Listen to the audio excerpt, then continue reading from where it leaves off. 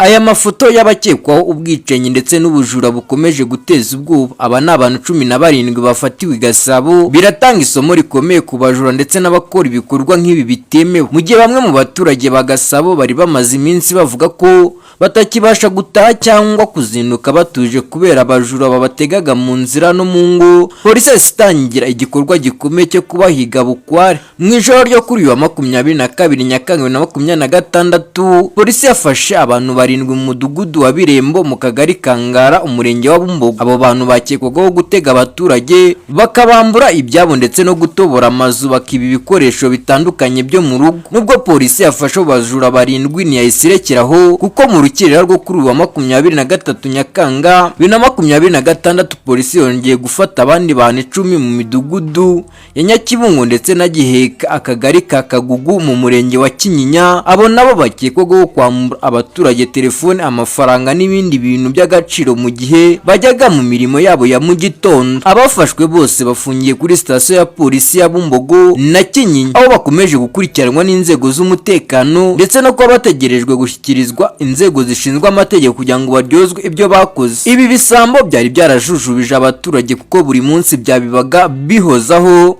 abashikujwe amatelefone, abacukuriwe amazu, abibiwe amatungo ndetse bakabafatiraho ibyuma bashaka kubica. Polisi yongeye kwihanangiriza abakora ibikorwa by'ubujura ibasaba kubihagarika bagashaka iyindi mishinga bakora, bakirinda gukomeza kujya mu bikorwa byo kwiba. Ibibutsa ko mu gihugu cy'u Rwanda nta hantu bafite ho gucumbikira abajura. Yasabye kandi abaturage kudaceceka ibibazo byabo igihe bibwe cyangwa igihe bamenya amakuru ku bakekwaho ibyaha nk'ibi by'ubujura, ahubwo bakihutira kumenyesha inzego zibishinzwe. Polisi ya Gasabo ikomeje gukora ibikorwa nk'ibi ngibi by'ubutwari byo guhiga abajura bukware mu mirenge igiye itandukanye, dore ko no mu yindi mirenge hagenda hafatwa bamwe mu bisambo byigize ruharwa.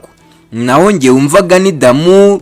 Iyi ni Damo content. Kora subscribe, kora like, share and comment kugira ngo tujye tubana muri aya makuru yizewe kandi agezweho.